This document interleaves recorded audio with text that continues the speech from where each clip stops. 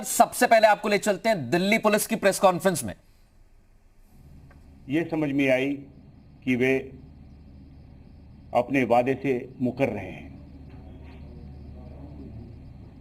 जो अग्रेसिव और militant elements थे उनमें से उनको उन्होंने आगे कर दिया। इन्होंने स्टेज को कब्जा कर लिया और बहुत ही प्रोवोकेटिव स्पीचेस उन्होंने दिया। इससे उनका मंशा शुरू से ही समझ में आ गया कि उनकी मंशा क्या है। फिर भी दिल्ली पुलिस संयम से काम की। अगले दिन सुबह 6:30 बजे से ही वे बैरिकेड तोड़ने को तैयार हो गए। 7:30 पे जो सिंगू पे किसान थे वे उन्होंने मार्च करना शुरू किया और वे मुकरबा चौक पे जो हमारी बैरिकेड है वहां तक पहुंचे। जो एग्रीमेंट के हिसाब से उन्हें दाहिने मुड़ना चाहिए था वो दाहिने ना मुड़ करके और वहीं पे बैठ गए। उनके नेता सतनाम सिंह पन्नू उन्होंने काफ़ी भड़काऊ भाषण दिया, जिसके बाद वहाँ जो उनके साथ फार्मर्स थे उन्होंने बैरिकेड तोड़ने पे आमादा हो गए। उनके एक और किसान नेता जो दर्शनपाल सिंह वो भी वहाँ पे बैठ गए और दाहिने मुड़ने से मना कर दिया।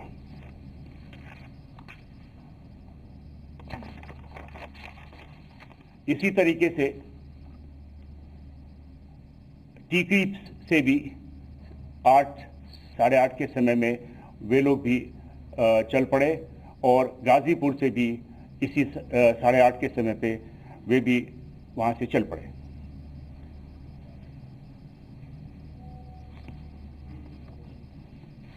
पुलिस के जो लॉफुल डायरेक्शन था कि वे अपने जो तय हुए समय है 12 बजे उस समय चलें, क्योंकि जो ऑफिशियल प्रोग्राम था रिपब्लिक डे का वो करीब 12 बजे के समय समाप्त होना था। तो उनको कहा गया कि आप 12 बजे के जो तय हुआ समय है उसी के अनुसार से चलें, लेकिन वो उसको न माने और बैरिकेड तोड़ करके आगे निकल पड़े। जैसा कि मैंने कहा कि मुकरबा चौक के पास बैरिकेड पे पहुंचे और आगे जाने से मना किया और वहीं पे एक भाषणबाजी हुई सतनाम सिंह पन्नू द्वारा, जिसको आप अभी सुन सकते हैं।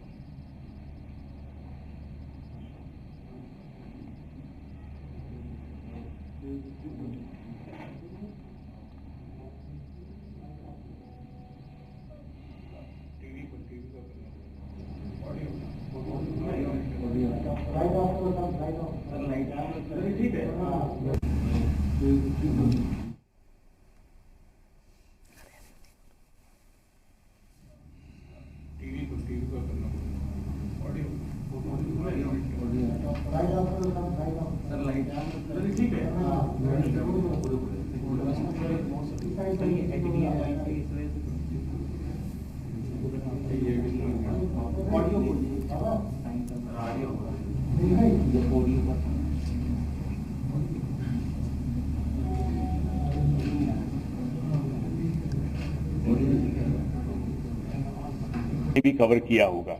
आपने देखा होगा कि जैसे ही ये स्पीच समाप्त हुआ और उन्होंने आह्वान किया कि जो आगे जो बैरिकेड लगी है उसको तोड़ करके वो आगे जाएं, और वो वहाँ की जो भीड़ है वो आगे निकली और बैरिकेड तोड़ने लगी। वहाँ पे जो हिंसा हुई है ये अब हमारे दूसरे स्लाइड में आप ऑडियो अगर नहीं देख पा रहे हो तो नहीं सुन पा रहे हो तो वीडियो आप देख सकते हैं।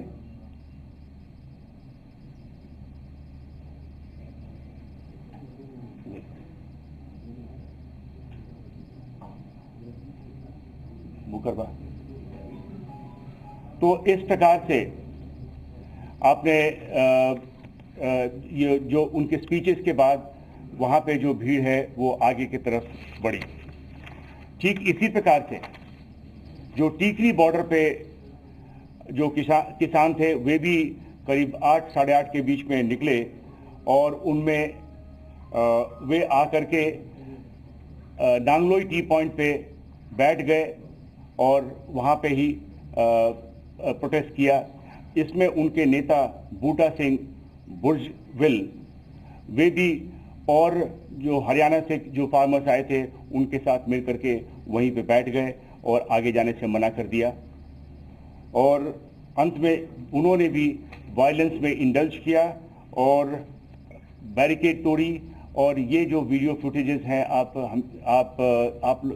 लोगों ने काफ़ी कैप्चर किया, जिसमें आपने देखा कि किस प्रकार से एक बहुत बड़ा कंटेनर को उन्होंने पलट करके और आगे का रास्ता निकाला और उसके बाद वो पीदागढ़ी,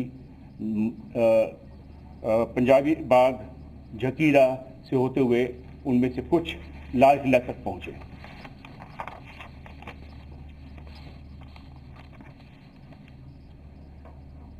उसी प्रकार से गाजीपुर पे जो किसान थे उनमें से जो राकेश टिकायत के साथ जो किसान थे और भी उनके साथ और भी संगठनों के किसान वे भी इसी प्रकार से वायलेंस में इंडल्ज किया और वे आगे बढ़कर के अक्षरधाम गए और जबकि बहुतों को वापस भेज दिया गया, कुछ लोगों ने बैरिकेड तोड़ करके वे भी लाल किले तक पहुंच गए।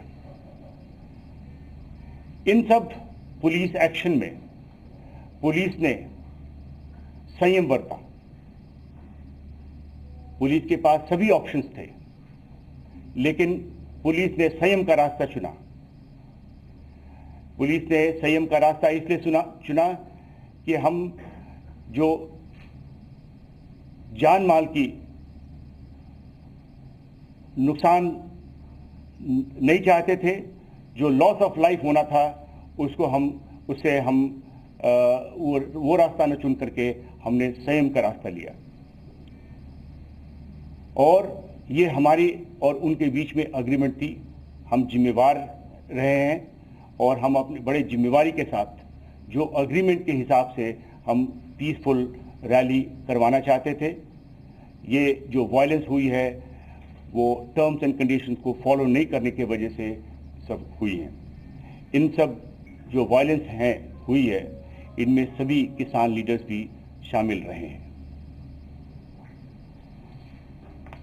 कुल मिलाकर के 394 पुलिसकर्मी घायल हुए हैं। इनमें से कुछ अभी भी हॉस्पिटल्स में एडमिट हैं और जैसा हमें जानकारी है इसमें कुछ आईसीयू में भी हैं। इसमें प्रॉपर्टी डैमेज हुआ है। पुलिस की 428 barricade, 8 tyre killers, 2 DFMD, 4 x-ray machine, 4 steel gate, window glasses, grills वगैरह 30 पुलिस की गाड़ियां, जिसमें 2 PCR वैन भी हैं और 1 पुलिस जिप्सी भी है, 6 कंटेनर्स जिसको इस्तेमाल किया गया था रास्ता रोकने के लिए और डंपर्स, ये सब सारे डैमेज हुए हैं। पुलिस ने इस दौरान,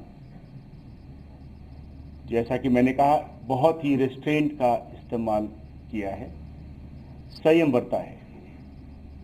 इसमें हम लोगों ने टीयर गैस का इस्तेमाल किया क्राउड को कंट्रोल करने के लिए। इस दौरान कई पुलिसकर्मी, जैसा कि मैंने बताया, जख्मी भी हुए। सभी जो रास्तों से जो किसान लाल किले तक पहुंचे